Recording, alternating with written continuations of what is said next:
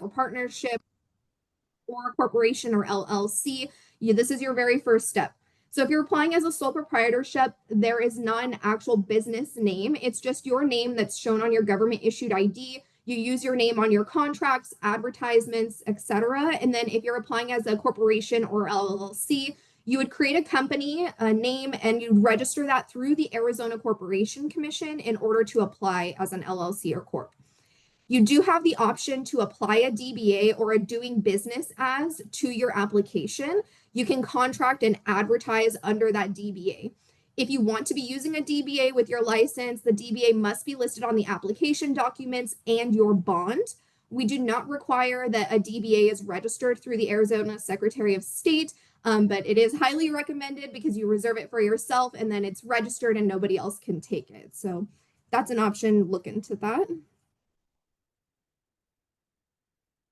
Alrighty, license classifications. So in order to go through the application process, you'll need to understand what scope of work you're going to apply for, and knowing your classification will help you understand what type of bond and testing are needed. We have different classifications that are categorized into different scopes. So we have engineering, anything industrial, public right-of-ways, warehouses, and then residential contracting, so homes, condos, ground up work.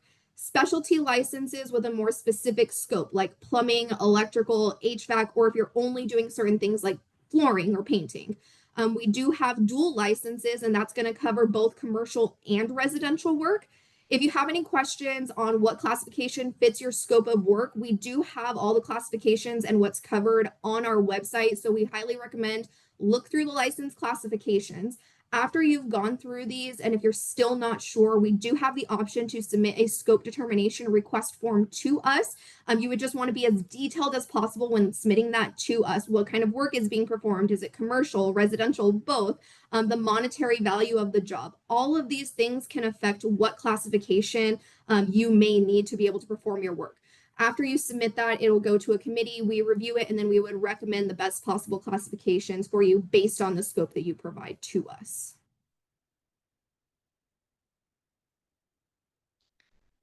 Okay, so the qualifying party, this is the person who has the experience, hands-on supervisory experience. They are the person who will be taking the exams for the license that you apply for. The requirements for the qualifying party are very specific. We do need their full name as it's listed on their government issued ID, their date of birth, their full social security number, a valid government issued ID, so like a driver's license or passport. We need their contact information, so address, email, phone number that can be used to get in contact with your qualifying party. The background check is required and valid for 90 days. This is the person who will be completing both the Arizona Statutes and Rules exam and the trade exam if that's required for your license. Here in this slide, we have highlighted a few of the common errors when it comes to looking at the qualifying party as an individual on the application. The qualifying party has to have the minimum years of experience to qualify for the license. So it has to be hands-on supervisory, education from an accredited college. They attest to that experience, date range, and provide a reference's contact information to confirm they have the experience. Making sure that we can get in contact with the reference person is crucial, so make sure you're providing the most accurate information for the references. Alrighty, waivers. So waivers are a very big thing, wanting to waive exams. So here are the in-state waivers. If the qualifying party has been on a license before, here in Arizona, they have the capability to waive certain exams. So the qualifying party can waive the Arizona Statutes and Rules exam if they were the qualifying party on an active Arizona license within the last 5 years. So again, it has to be active within the last 5 years here in Arizona. When we look at the trade exam, the qualifying party can waive the trade exam if they have been on an active Arizona license with the same classification within the last 5 years. So the classification has to be exactly the same, active within the last 5 years to waive the trade exam. The statutes and rules exam is broader because it's the same for everybody, no matter what license they apply for. When submitting through the portal will do a check and waive the requirements if you're eligible for that. So we really encourage applicants to use the online portal. It's going to do a lot of that back end work for you. You'll have less items to upload. So if you haven't already, definitely get signed up for that.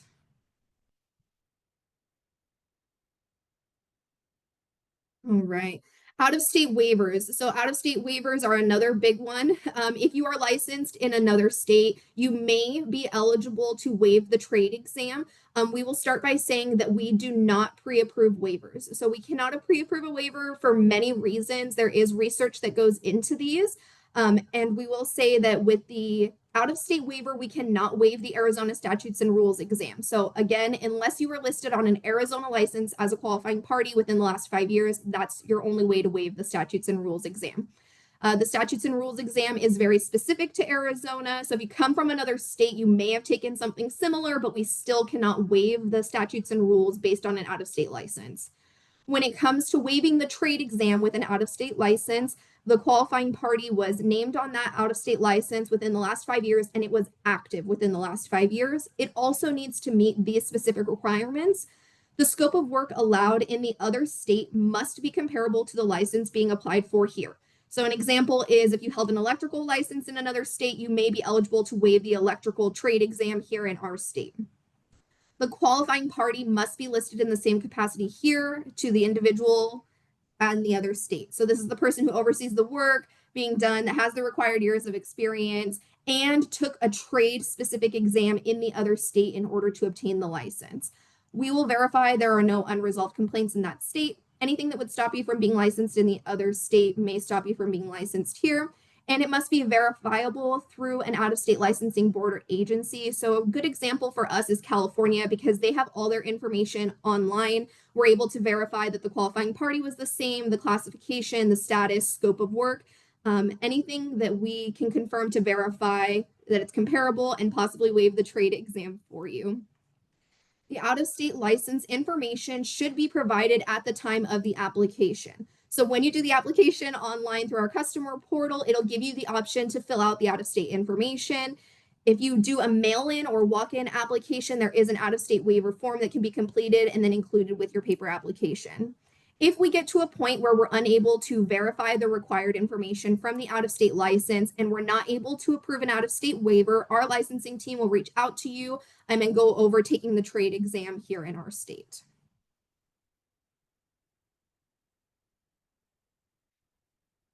Okay, so this is another common error item, and we're going to go over the exams now. So we have our 2 exams. The first is the Arizona Statutes and Rules exam, and then there's the trade exam. These links can be found on our website under the Applying for a License checklist. You will be directed to 2 different websites for each of the exams. For the SRE or Statutes and Rules, it is a computer-based training course with an exam at the end. You'll go through learning modules, videos, mini quizzes throughout the course, and it's going to prepare you for that 50-question exam at the end. It is a self-paced course, so if you get started today, you can pause and pick up where you left off another day. It gives you up to a year to complete it. The cost is $54, and all the materials needed are included in that purchase and can be downloaded. There is a copy of our Arizona Statutes and Rules book on our website that you can use throughout the course. The course itself does go through all the information needed in order to pass the exam at the end. You must register through our link on the website to make sure that you're getting signed up for the proper course. Now, for the trade exam, again, knowing your license classification is very important. The trade exam is specific to the license classification you're going to be applying for. You have 2 options for this exam. You can either take it online or you can take it in person. This exam is proctored, so just keep in mind that if you want to do this from home online, you will need a camera set up. They do monitor you throughout the exam. You are allowed to have certain reference materials with you during the exam, and they are noted in the PSI bulletin for the specific exam that you'll be taking. The cost of trade exams is $66. If you're applying for a license that includes a solar portion, there is a solar exam for an additional $40. You can contact PSI with any questions about any specific study materials, scheduling the exam, knowing what's needed to test online, and their rules and regulations. Once you pass your trade exam, the score itself is good for 2 years from the date that you pass it. If not applied to a license within the 2 years, then you would need to retest.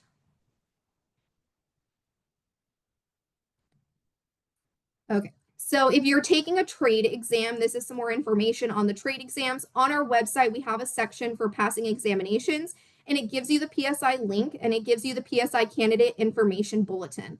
The bulletin is very important to look at. It's going to give you a lot of information on passing the exams, what the exams involved, the number of questions for your specific exam, the required passing score, time allowed, and general topics that'll be on the exam. It'll also include the reference materials that are allowed into the exam and reference materials that may be referenced but not allowed during the exam. It is a good tool. It'll list specific books, things like that, and help you prepare for the exam.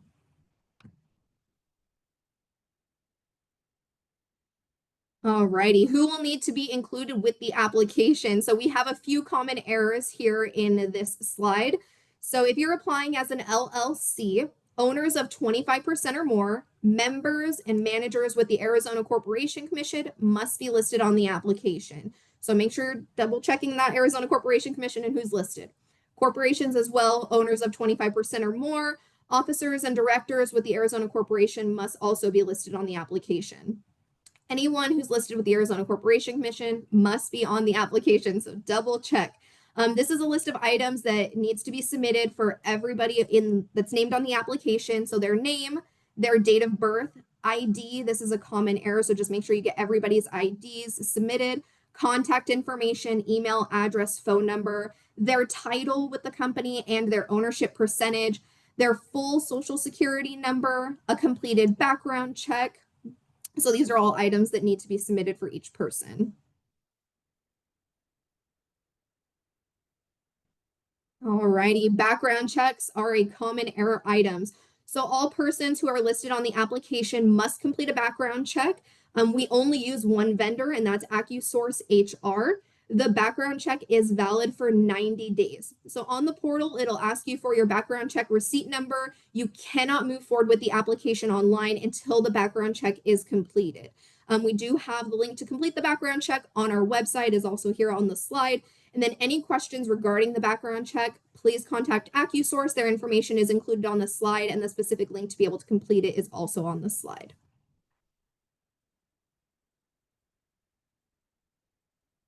Okay, workers' comp information. So if you have employees, you need workers' comp. So per statute, there are only two exemptions to workers' compensation insurance.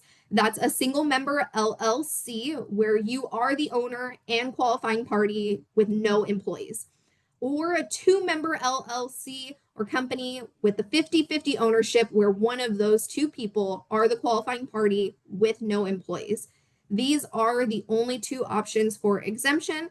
Anything regarding workers' compensation is governed by the Industrial Commission of Arizona. They oversee the statutes pertaining to workers' comp. So if you have questions, their information is on the slide, and you can go to their website.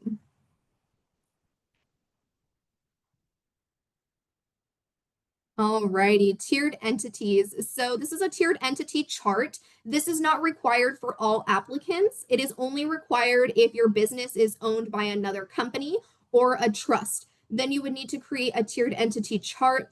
This shows the flow of ownership, so where the ownership lies and the responsible party for the applicant. Any person or entity owning 25% or more would be listed on the chart. If a person, they would provide their full name, contact information on the application, a copy of their ID, and a completed background check. All charts should end in a person. If it's a situation where it's employee stock owned, shareholder owned company, we would need a statement regarding that situation that there isn't any one of those persons who owns 25% or more, in addition to the already required attestation. That attestation is at the bottom of the instructions. It does need to be signed by an authorized signer and then their name printed on it. There is no specific template on how a chart should be created. This would be used as a guide to help you create your own and know what we need with your application.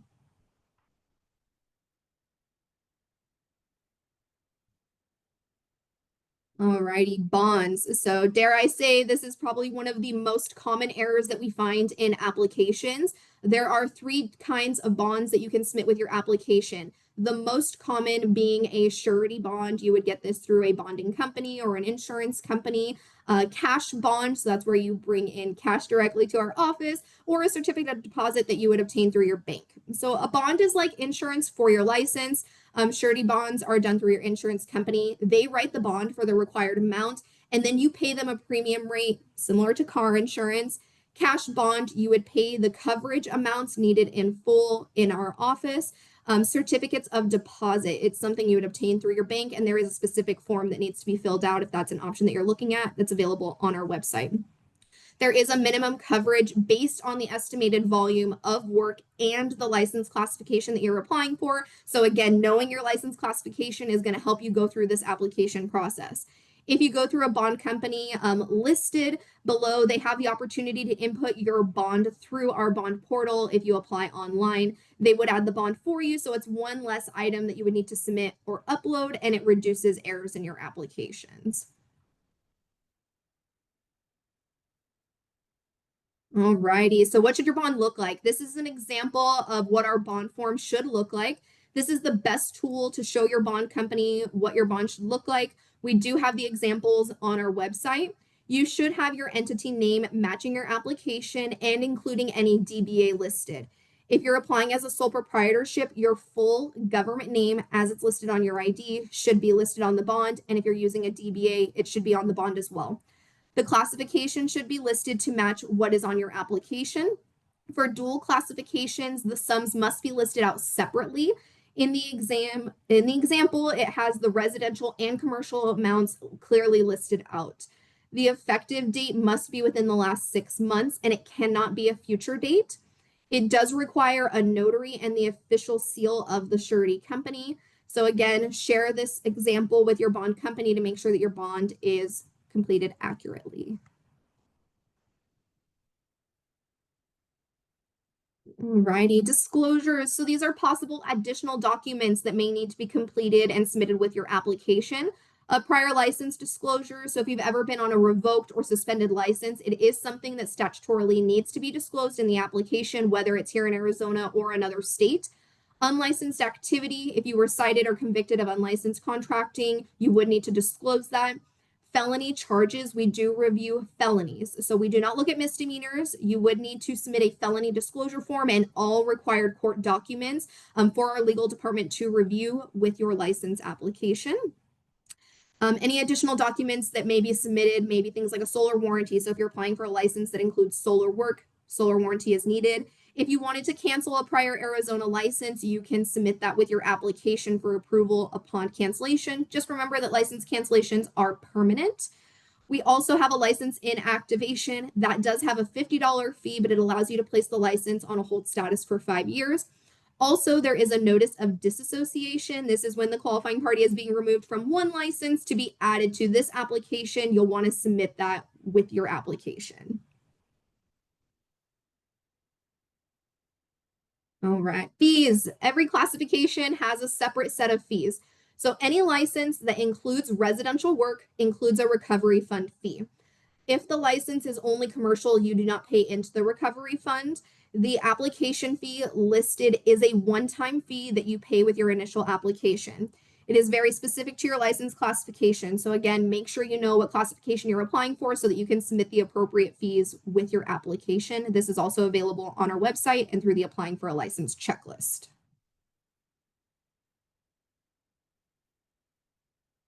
Okay, we've talked about this checklist a lot. So following the checklist is going to be the best tool to use when applying for your license. If you're applying as an LLC or corporation, making sure your company is registered with the Arizona Corporation Commission before submitting your application, choosing your classification, passing the required exams, submitting the background check through our background check company, making sure you have everyone's ID put together, ensuring the bond is completed properly. At the bottom of the checklist, it has some of those additional disclosure forms that we talked about and that may need to be completed and submitted with your application. So make sure you use the checklist to help you get your app done.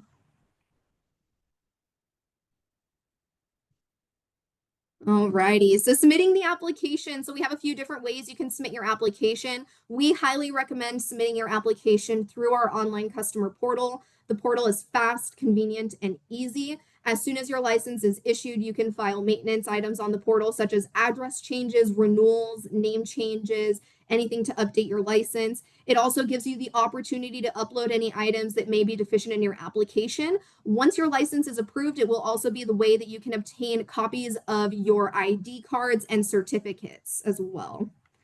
You can also submit the application by mailing it in or walking it in person. It be brought into our office. Just keep in mind when doing it by mail, you will need to mail in a check or a cashier's check for your payment.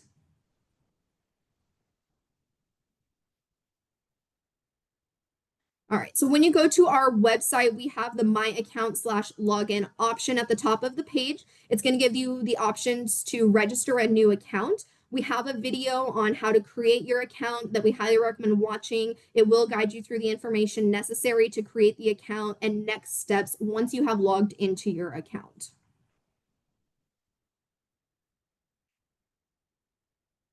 Okay, this is what your portal dashboard will look like once you're logged in. It will say ROC Online Customer Portal at the top. Then you'll have a few options right below it. The first option is to add an entity to your account.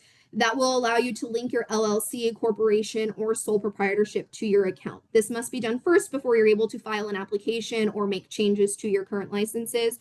When you link an LLC or corporation, it's going to ask you for your Arizona Corporation Commission file number, and it'll verify that that company is active and in good standing. Once the entity is linked, you can start an application and perform other maintenance items through the portal. You are able to connect multiple companies to one login. So if you have multiple licensed entities, you can use one portal login for that. Alrighty, so you've linked your company and created your account. You will see the company name, entity type, and your Arizona Corporation Commission file number on your dashboard. You can use all these items to ensure that your application is submitted under the correct entity. This will be where you get the official application started through the portal. All right, our biggest items. So check the Arizona Corporation Commission, make sure all personnel are listed on the application. Make sure everybody named on the application completed the background check and it's been within the last 90 days. Everyone on the application submits a valid and legible government issued ID. Your qualifying party completed the required exams, and you have a completed bond ready to submit with your application or using bond company that is connected to our bond portal. They submit that online for you.